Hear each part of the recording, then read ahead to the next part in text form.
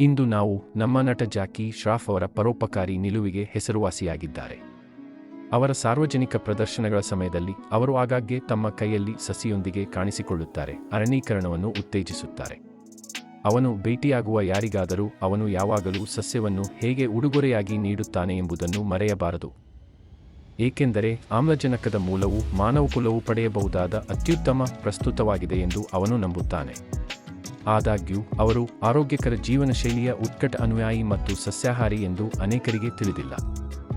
ಇದಕ್ಕಾಗಿ people for the ethical treatment of animals India ಅವರಿಗೆ 2023ರ most beautiful vegetarian celebrity ಎಂಬ ಬಿರುದನ್ನು ನೀಡಿದೆ. ಈ ಪ್ರಶಸ್ತಿಯನ್ನು ಗೆಲ್ಲಲು ಅವರು ಜಾನ್ ಅಬ್ರಹಾಂ ಮತ್ತು ಅನುಷ್ಕಾ ಶರ್ಮಾ ಅವರನ್ನು ತೊರೆದರು. ಗರಿಷ್ಠ ಸಂಖ್ಯೆಯ ಮತಗಳನ್ನು ಪಡೆದ ನಂತರ ಪ್ರಶಸ್ತಿಯನ್ನು ಗೆದ್ದ ಮೇಲೆ ಜಾಕಿ ಹೇಳಿದರು, ಈ ಪ್ರಶಸ್ತಿಗಾಗಿ ಎಥಿಕಲ್ ಟ್ರೀಟ್ಮೆಂಟ್ ಆಫ್ ಅನಿಮಲ್ಸ್ ಇಂಡಿಯಾಕ್ಕಾಗಿ ನಾನು ಜನರಿಗೆ ತುಂಬಾ ಕೃತಜ್ಞನಾಗಿದ್ದೇನೆ. ನಾನು ಯಾವಾಗಲೂ ಆರೋಗ್ಯಕರ ಜೀವನ ಶೈಲಿಯನ್ನು ಅನುಸರಿಸಲು ಇಷ್ಟಪಡುತ್ತೇನೆ ಮತ್ತು ಸಸ್ಯಾಹಾರವು ನಾನು ಮಾಡಿದ ಸ್ವಾಗತಾರ್ಹ ಆಯ್ಕೆಯಾಗಿದೆ. ಅಂತಹ ಅದ್ಭುತವಾದ ಸ್ವೀಕೃತಿಯನ್ನು ಸ್ವೀಕರಿಸುವುದು ನನಗೆ ತುಂಬಾ ವಿನಮ್ರತೆಯನ್ನುಂಟು ಮಾಡುತ್ತದೆ.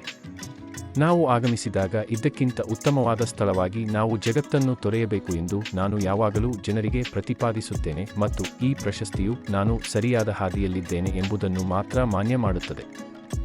66 ವರ್ಷದ ನಟ ತನ್ನಲ್ಲಿ ಹಲವಾರು ಚಲನಚಿತ್ರ ಯೋಜನೆಗಳನ್ನು ಹೊಂದಿದ್ದಾರೆ. ತರುಣ್ ಮನ್ಸುಖಾನಿ ನಿರ್ದೇಶನದ ಹೌಸ್ಫುಲ್ 5 ಸೇರಿದಂತೆ ಕಿಟ್ಟಿ ಚಿತ್ರದಲ್ಲಿ ಅಕ್ಷಯ್ ಕುಮಾರ್, ಕೃತಿ ಸನೋನ್, ಸಂಜಯ್ ದತ್ ಮತ್ತು ಧರ್ಮೇಂದ್ರ ಪ್ರಮುಖ ಪಾತ್ರಗಳಲ್ಲಿ ನಟಿಸಲಿದ್ದಾರೆ. ಅವರ ಕೈಯಲ್ಲಿರುವ ಮತ್ತೊಂದು ದೊಡ್ಡ ಪ್ರಾಜೆಕ್ಟ್ ರೋಹಿತ್ ಶೆಟ್ಟಿಯವರ ಸಿಂಗಮ್ ಅಗೇನ್.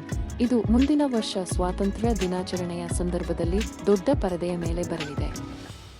ಇದು BHI ಕನ್ನಡ ವಾಹಿನಿ. ದಯವಿಟ್ಟು ಲೈಕ್ ಮಾಡಿ ಮತ್ತು ಚಂದಾದಾರರಾಗಿ. ಎಲ್ಲರಿಗೂ ಧನ್ಯವಾದಗಳು.